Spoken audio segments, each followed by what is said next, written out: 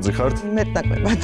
რას მიიჩნევთ გოიმობად? გოიმობად მივიჩნევ სწორხაზოვან, შეზღუდულ აზროვნებას, მუღმას, გაბოროტებას, ვულგარულობას, ეს რაღაცებს. გოიმ ადამიანებთან ხშირად გქონთ შეხება? კი. ხშირად.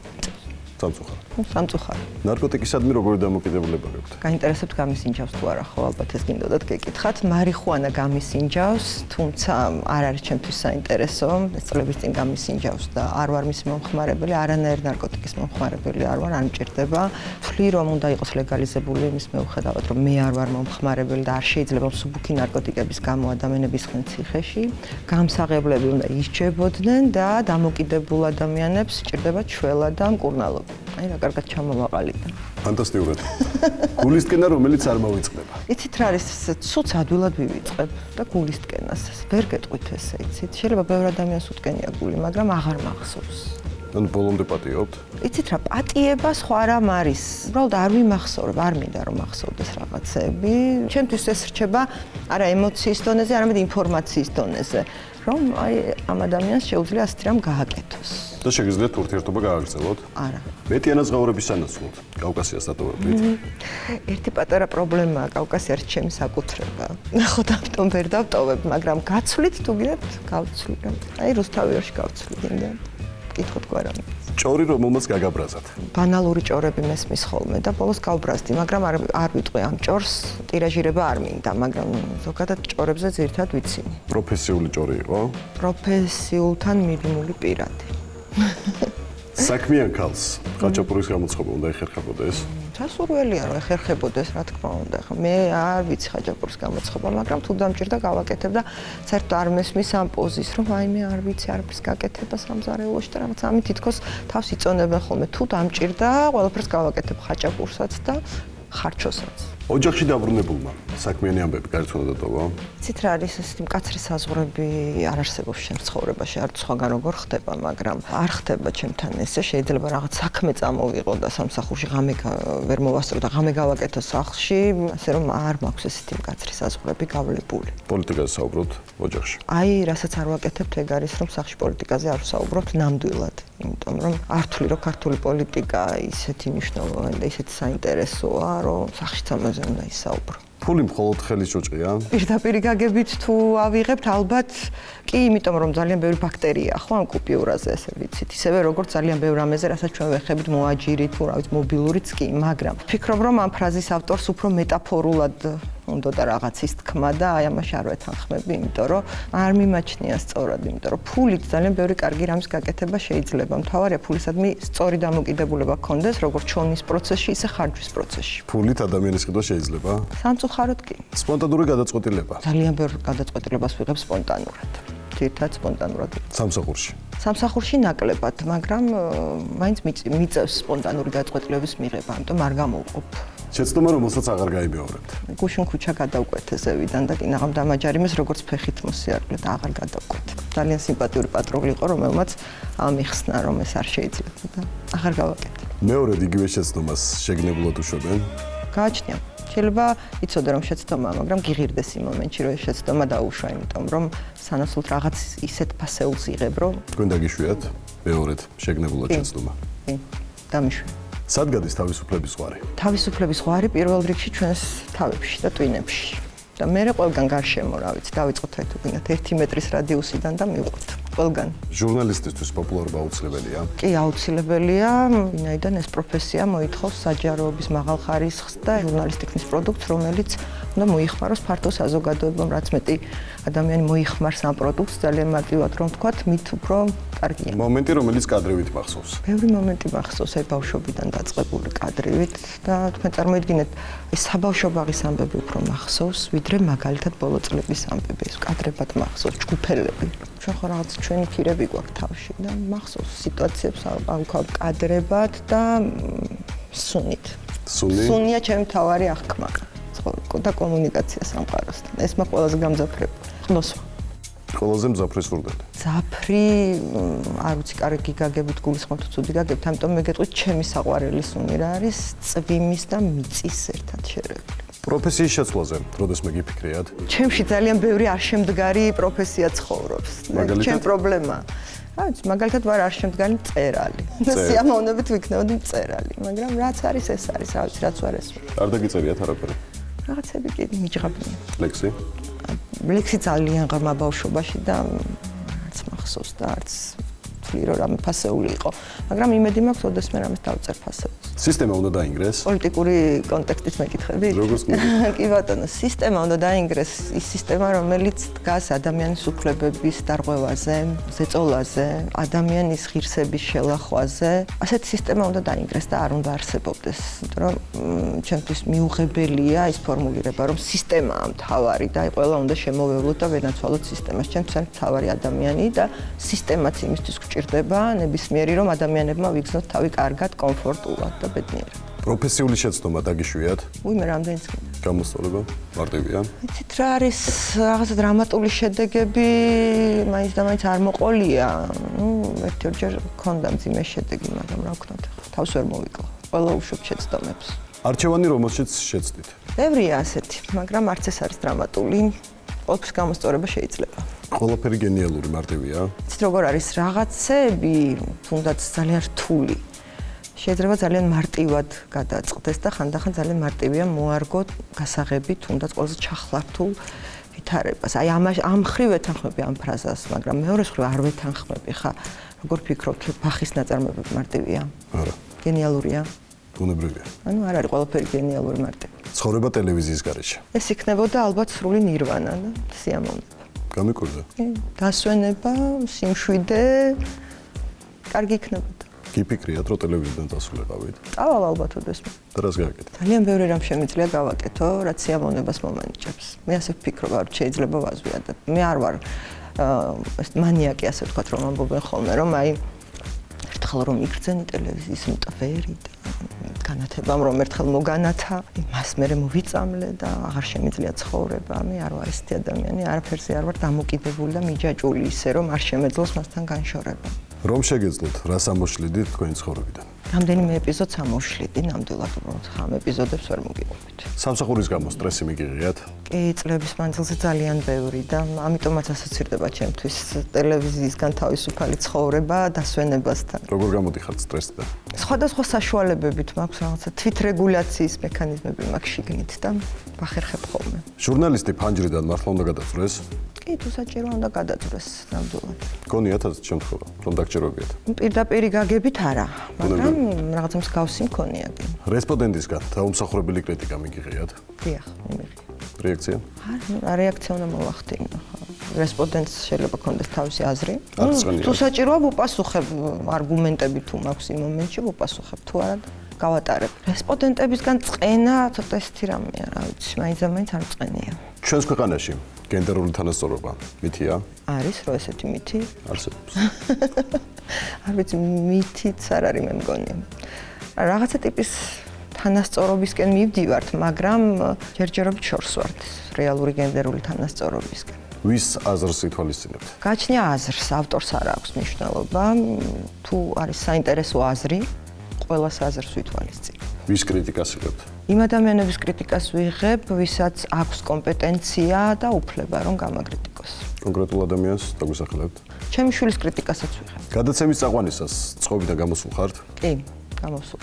მაგრამ მაყურებელს არ შეუმჩნევია. პური მხოლოდ მეპურემ უნდა აცხოს? შეიძლება სხვამაც გამოაცხოს, მაგრამ არ ვიცი რა გამოვა. ჩემი გამომცხარი პური რო არ იქნება კარგი, ზუსტად ვიცი და სასურველია მაინც მეპურემ გამოაცხოს. სექსი ეს არის? სექსი არის სექსი, უნდა გავაგრძელო ფრაზა. რა გითხრით? თქვენინება, რეიტინგი თუ იმიჯი? სასურველია ორივე ერთად და ერთი მეორეს არ გამორიცხავს, ხო? არ არის ერთმანეთთან კონფლიქტში ეს ორი რამ. რეიტინგი თუ იმიჯი? რეიტინგის დიქტატურის ეპოქაში ვცხოვრობთ და სამწუხაროდ იმიჯი ხშირად იწირება, მაგრამ მე მაინც მომხრევა რომ ორივე ერთად იყოს. მესამე ყოველთვის ზედმეტია? არა. რა შემთხვევაში არ არის ზედმეტი? თქვენ გულისხმობთ ორი ადამიანის ასე ვთქვათ ინტიმურ ურთიერთობას ან პირად ურთიერთობას, ხო? თუნდაც. თუნდაც არა, ამ შემთხვევაში შეიძლება ალბათ მხოლოდ ამ კითხვის დასმა, სხვა შემთხვევაში, რა ვიცი, кейფში თუ უბრალოდ 3-ს კარგია 4-იც და 6-იც, ხო? აქ ამ შემთხვევაშიც იცით რა არის, მესამე ყოველთვის ზედმეტი შეიძლება არ იყოს. მესამე შეიძლება იყოს ძალიან საინტერესო პროცესების სტიმულატორი და პროვოკატორი. რომ გაირკვეს საბოლოო ჯამში, რომ რაღაც ხდება ისეთი, რაც მანამდე არ იცოდა. საინტერესო პასუხია. ბოლოს როდის იპირეთ? აღარ მახსოვს. ხშირად არტილით. არა, ხშირად არ პირი. რამ შეიძლება გული აგიჩუღოთ? აი ყველაფერმა. ფილმმა, სიმღერამ, ყველაფერმა, მაგრამ როგორც ჩანს ბოლო პერიოდში არ შეიძლება რაღაც ისეთ რაღაცას წამოვიდა უბრალოდ ცრემლები, რომ არ მახსოვს. ტირილისთვის არ ძალიან. ჟურნალის სქესი მართლა არ გააჩნია? საერთოდ პროფესიული მოთხოვნების წაყენებისას, რა თქმა უნდა, ჩემს არ აქვს მნიშვნელობა ჟურნალისტი არის ქალი თუ კაცი, მან ერთნაირად უნდა გააკეთოს საქმე ქალმაც და კაცმაც, მაგრამ რა თქმა უნდა სქესი გააჩნია. მე საერთოდ არ ვარ მომხრე ამ გენდერული უნიფიცირების, რომ აი რაღაც აბსოლუტურად არ არსებობს განსხვავება, არსებობს ეს განსხვავება და თუ არ ვაღიარებთ, უბრალოდ სასაცილოები ვიქნებით, იმიტომ რომ აი მაგალითად დეკრეტულ შეგულებაში ჩემი ქალი ჟურნალისტები უფრო ხშირად გადიან ხოლმე, ვიდრე მამაკაცები, კი არა და მამაკაცები საერთოდ არ გადიან. ნუ შეიძლება მამაკაციც გავიდეს იდეაში დეკრეტში, მაგრამ მამაკაცი ვერ გააჩენს ხო ბავშვს. შესაბამისად განსხვავებები არსებობს. რელიგიური ხართ? რელიგიური მგონი ვარ და რელიგიურია ყველა ადამიანი, ჩემი აზრით, ვინც ესეთი ფიზიკური მოცემულობის იქით რაღაც აზრს ეძებს, რაღაც კითხვები უჩნდება და პასუხებს ეძებს ცხოვრებაში. რელიგიური ვარ, თუმცა ეს რწმენის ინდუსტრიაში ვერ ჩავეწერე. მოძღვარი გყოლიათ? არა. და ამას გულისხმობ, რწმენის ინდუსტრიაში არ ვარ ჩაწერილი და ინტეგრირებული. ტყუილს ყოველთვის მოკლე ფეხები აქვს? არა სამწუხაროდ, ხანდახან საკმაოდ გრძელი ფეხები აქვს, მაგრამ საბოლოო ჯამში მაინც ეს ფეხები სადღაც გამოჩნდება ხოლმე. რთულია თქვენი მოტყუება? აი საკმაოდ. ძალიან ცუდი თვისება მაქვს და ძალიან ცუდი ძალიან ძნელია ჩემი მოტყუება. ვიტყუებ ხანდახან თავს. ვითომ მოვტყუდი, მაგრამ სინამდვილეში ვერ ვტყუდები. სიკვდილთან პირველი შეხება? შეიძლება იყოს, აი ქუჩაში მიდიოდე და მკვდარი ჩიტი დაინახო. ალბათ რაღაც ეგეთი. თუმცა აი ახლობელი ადამიანი, ვინც ჩემი ოჯახიდან გარდაიცვალა და რაც ჩემთვის დიდი შოკი იყო, ეს იყო სკოლაში ვსწავლობდი, მაშინ მამიდა. ძალიან საყვარელი. რელაქსი. კარგია. არჩევნების წინ რა კითხვას მისვამთ, ხა რელაქსი ლაპარაკი როგორ შეიძლება? რელაქსი არის საღამოს ერთი ჭიქა წითელი ღვინო, ანუ სხვა ყველასთვის ხო ძალიან ბანალური წარმოდგენები უნდა ჩამოგიყალიბოთ ახლა აი მართლა სტერეოტიპული წარმოწობა, სადაც წყალთან, წიგნის კითხვა, ხანდახან უბრალოდ გდივარ ჩემთვის და ვიცი შეფერა ვისვენ. ხელმომჭირნეთ გიცხოვრიათ? კი, როგორ არა, რამდენჯერაც გინდათ. დიდარი შეგეშლება ვტოვე.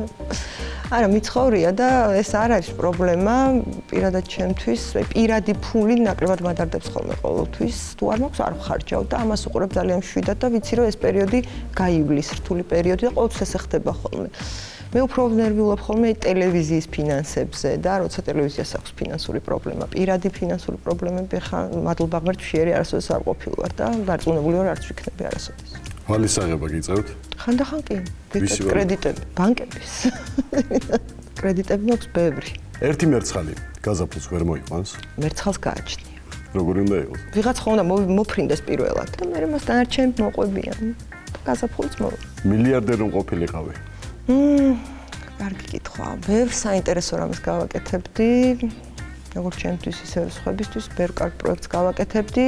ზუსტად ვერ ჩამოთვლი, მაგრამ რასაც ზუსტად არ გავაკეთებდი, ვიცი, აი მაგალითად არ დავკავდებოდი ირმა ინაშვილის და დავით უსუფაშვილის შედარებითი დახასიათებით. აი ამას ნამდვილად არ გავაკეთებდი. პოლიტიკაში მოსვლაზე გიფიქრიათ? კი, მიფიქრია შემოთავაზებებიც ყოფილა, თუმცა არ არის ჩემთვის საინტერესო.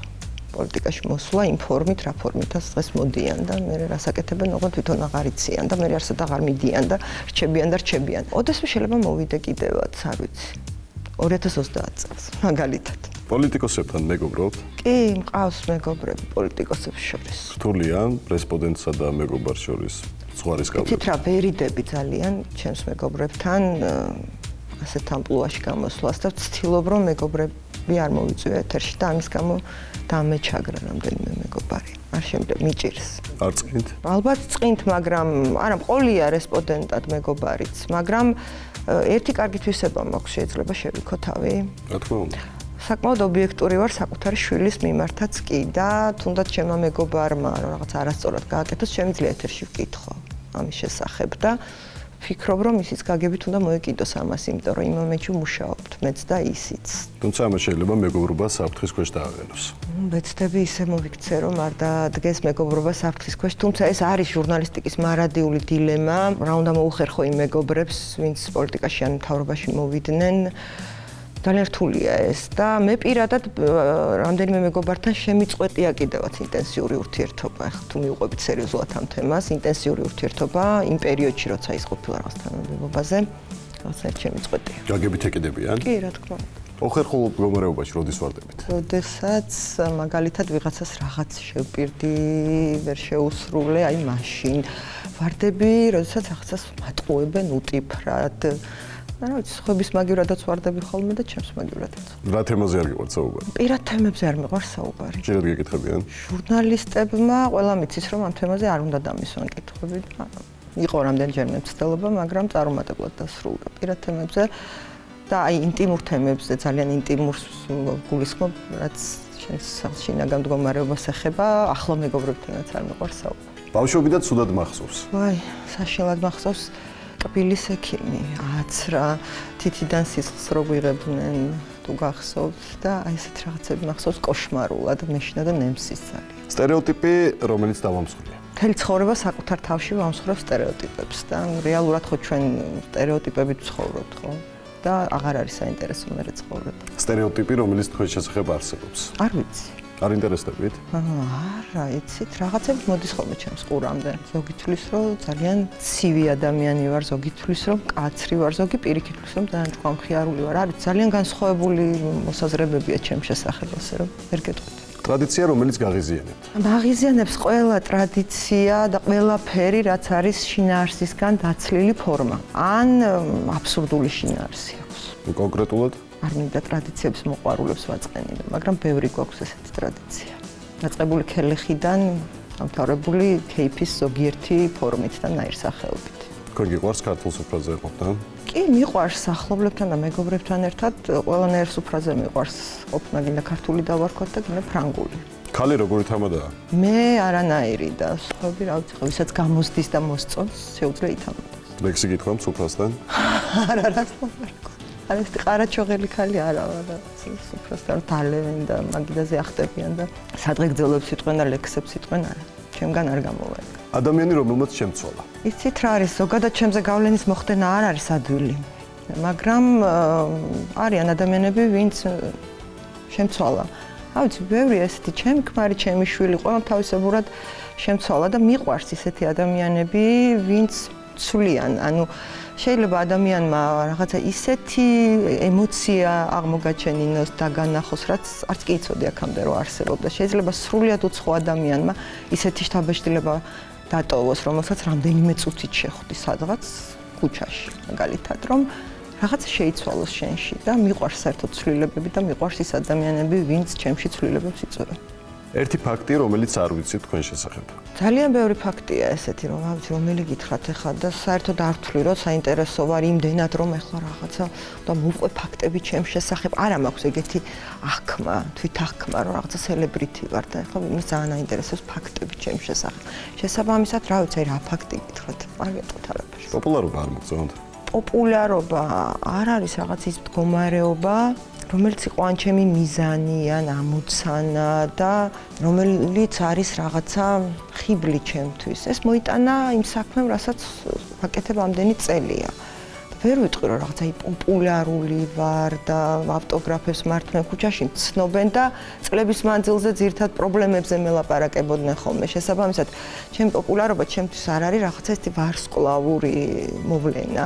ჩემთვის ეს არის საქმე ფაქტიურად, იმიტომ რომ ჩემს დანახვაზე მოკლედ ძირთად თავის პრობლემების მოყოლა უნდება ხალხს. თუმცა კომპლიმენტებსაც გეუბნებიან. რა თქმა უნდა, კომპლიმენტებს მეუბნებიან, მაგრამ ძირთად თავის პრობლემებზე მელაპარაკებიან. გამორჩეული კომპლიმენტი. გარეგნობასთან დაკავშირებული კომპლიმენტები ხანდახან რაღაცა უხერხულობაში მაგდებს და მაინც და მაინც არ აღმაფრთოვანებს ძირთად, აი გონებრივ შესაძლებლობებთან დაკავშირებით რომ მეუბნებიან ხოლმე კომპლიმენტებს ის მომწონს. ცხოვრების გაკვეთილი. ყოველდღია ესეთი გაკვეთილი, მთავარია შენ აღიქვამ თუ არა გაკვეთილად. ძალიან ბევრი რამ ხდება საინტერესო ამ ცხოვრებაში და მთავარია შენ ხედავდე ამას. ერთი რჩევა, რომელიც შვილებს გადაეცით. აი ზუსტად ამ რჩევას გადავცემ, რომ ცხოვრება არის ძალიან მრავალფეროვანი, ძალიან საინტერესოა და შეიგრძნოს ბოლომდე. ყველა გემო, ყველა სუნი, ყველაფერი შეიგრძნოს ბოლომდე და ნუ იქნება სწორხაზოვანი, ნუ ჩაიციკლება, ნუ რაფერზე და წინ იყუროს, აწყვეთი იცხოვროს და წინ წავიდეს. ექსკლუზივის მისაღებად ყველა ხერხი გამართლებულია. არა, რა თქმა უნდა. არ არის გამართლებული. რაზე არ უნდა წავიდეს ჟურნალისტი ამ დროს? არ უნდა წავიდეს იმაზე, რაც არა ადამიანურია. ჩემთვის ყველა პროფესიაში მთავარი მაინც ადამიანობა. სიტყვას ფიზიკურზე მეტი ძალა აქვს? კი, ნამდვილად აქვს. შეიძლება სიტყვით ადამიანის მოკლა. პირდაპირ გაგებით არა, მაგრამ შეიძლება. ქალი მაკიაჟის გარეშე. რა გითხრათ, რაიმე განსაკუთრებული მოვლენა არ მგონია, ჩემ ცხოვრების უდიდესი ნაწილი მაკიაჟის გარეშე მაქვს გატარებული. საინტერესოა, ბუნებრივია, კარგია, ქალი მაკიაჟის გარეშე. მაკიაჟიც კარგია. არაფერი არ მაქვს მაკიაჟის საწინააღმდეგო, მეც ვიკეთებ ხოლმე. ბოლო პერიოდში ხანდახან და უბრალოდ არ უნდა იყო არაფრის ტყვე და მძევალი და აი ადრე კომპლიმენტი იყო ხოლმე, ეს მახსოვს, აი ბავშვობიდან სტერეოტიპული ფრაზები იყო მკითხეთ თავში და აი ისეთი მაგარი ქალია და ის ქალი ისეთი უნდა იყოს, რომ პურზე არ უნდა ჩავიდეს მოუწესრიებელი მაკიაჟის გარეშე, აი ამის არ მესმოდა არასოდეს. და ეს სტერეოტიპი დავამსხვრია, აი თავში არ გიპასუხეთ კონკრეტულად რა სტერეოტიპი დავამსხვრია. ნუ მაკიაჟის ტყვე არ უნდა იყო და არაფრის ტყვე არ უნდა იყო და არც გარეგნობის ტყვე არ უნდა იყო და არ უნდა იყო ჩაციკლული არაფერზე, არც საკუთარ გარეგნობაზე, თორემ არაფერი არ ჯობს იმას, თუ კარგად გამოიყურები, კარგი მაკიაჟი გაქვს, კარგად გაცვია, უბრალოდ არ უნდა იყო ჩაციკლული არაფერზე. ქალი მართლა არის მამაკაცის კისერი? არა. არა, ქალი არის ქალი. მამაკაცის პარტნიორი უკეთეს შემთხვევაში. თუ შემთხვევაში სამწუხაროდ პარტნიორი ვერ არის ხოლმე და ქვეშევრდომია აი საქართველოში გენდერულ ბალანსზე რომ გითხეთ, მაგრამ იდეალში უნდა იყოს პარტნიორი, მეგობარი, კარგი საყვარელი, თანამგზავრი. თვისება, რომელსაც ვერაფერი მოუხერხე. წელში ვიხრები და მოწევა. სიგარეტს ვეწე. როდის მიხვდით, რომ ცხოვრება შედგა? ტრიუმფალურ მომენტში უნდა იქცნო, ხო, რომ ცხოვრება შედგა. არ მჯერა მე ესეთი რაღაცების, იმიტომ რომ ყველაფერი არის პირობითი, შედარებითი, წარმავალი და ასე შემდეგ. რეალურად ცხოვრება რო შედგა, გრძნობ ძალიან მარტივი რაღაცეებით, შულთან ჩახუტებით, თუნდაც აი წვიმა ვთქვი ხა რომანტიზმი არ დამაბრალოთ, მაგრამ აი თუნდაც წვიმის სუნით გრძნობ, რომ ცოცხალი ვარ, ცხოვრობ და რაღაცა ტრიუმფები არ მჭირდება იმისთვის, რომ ვთქვა, რომ აი ცხოვრება შედგა და თან ეს ხო არ არის ასეთი რამ, რომ ერთხელ შედგა და მორჩა დამთავრდა, ხო? ყველაფერი არის ძალიან ცვალებადი და ეს არის ძალიან ცუდი თან ცხოვრებაში, რომ არ იცი ხვალ რა იქნება, ზებრა იქნება, მუდმივად შიში გაქვს მაინც, მაგრამ ამ შიშს თუ დაძლევ და პირიქით სიამოვნებას მიიღებ იმისგან, რომ ყველაფერი არის ცვალებადი. ეს არის ძალიან მაგარი და აი მივედი ბოლოს. აი მაშინ შედგება ცხოვრება რეალურად და ცხოვრებას გაატარება არა სტერეოტიპების ტყვეობაში ან რაღაცა მიზნის მისაღწევად დაუღალავად, მანიაკალურად შრომაში, ეს არ არის ცუდი შრომა ზოგადად რას ლაპარაკობთ. უბრალოდ არ იქნება ჩაციკლული. არამედ სიამოვნებას მიიღებ ცხოვრებისგან, ურთიერთობებისგან, საქმისგან, აი მაშინ ალბათ შეგვიძლია ვთქვათ, რომ შედგა ცხოვრება. რომანტიული ადამიანი ხართ? არა. არა და რებივი ლაპარაკე. არ ვარ მე მგონი რომანტიული, არა. არ მჭირდება რაღაცა მაინც სანთლები და სერენადები და ყვავილები. არ ვარ რომანტიული. უფრო ცინიკოსი ვარ ვიდრე რომანტიული, მაგრამ დღეს რაღაცა რომანტიული გამოვედი. ვისთან ხართ ხოლმე ცინიკოსი? რესპონდენტებთან? ხანდახან ეს ციციცოდვა მაქვს. ზოგადად ცხოვრებაა ცინიკური და ხანდახან ირონიით აღვიქვამ, ყველაფერს იუმორით აღვიქვამ. ხანდახან ვარ ხოლმე ცინიკოსობა არ მიყვარს ზოგადად, მაგრამ ხანდახან ვარ ხოლმე. თქვენზე ნაკლებად ნიჭიერი ჟურნალისტები, უფრო პოპულარულები არიან? არ მიყვარს ხა ასეთ რამეს ვერ ვიტყვი, ასეთ რაღაცა ზელაპარაკი არ მინდა. ეს ნიშნავს, რომ აი ვიღაცას ვაკნინებ და საერთოდ შეუმდგარი და გაბოროტებული ადამიანების მოთქმაგოდებაა ხოლმე ძირითადად იმასთან დაკავშირებით, რომ აუ ბიჭო, ის რა დებილია და როგორ გაუმართლა და გაუმართლა ძალიან კარგი. ვისაც გაუმართლა, ყველამ ესე იგი რაღაცნაირად მეტნაკლებად დაიმსახურა და თუ აღარ დაიმსახურებს, აღარ გაუმართლებს. შესაბამისად ეს ცოტა რაღაცა შურიანი ფრაზა მგონია. მე რასაც ვიმსახურებ, ალბათ ის მივიღე. კარგი იქნებოდა ცოტა მეტი მიმეყო, მაგრამ ეთქო არ დავიმსახურებ, დავიმსახურებ მომავალში. ვინმეს შეგშურებიათ? კი, როგორ არა. როგორ არა, ნუ კეთილი შური თუ ქვია მაგას, როგორ არ შემშურები. ვიღაცას რო ხედავ, ეხლა მეგობრებს თუნდაც Facebook-ზე ისვენებენ მთელი ზაფხული, სხვადასხვა კურორტებზე მშურს. ბოროტდები, იმიტომ რომ მე ვერ წავედი დასასვენებლად. დღევანდელი ინტერვიუს შედეგად, რამდენი პროცენტია რეალური ნინო ჯანგირაშვილი? მე მგონი აბსოლუტურად არარეალური ვარ, იმიტომ რომ რომანტიული არ ვარ და ისეთი რაღაცები ვაპარაკე. თქვენ დაასკვნით რომ რომანტიული ვარ და რა ვიცი აბა. სულმასთან დაკავშირებული თქვენი ფრაზები და გამომდინარე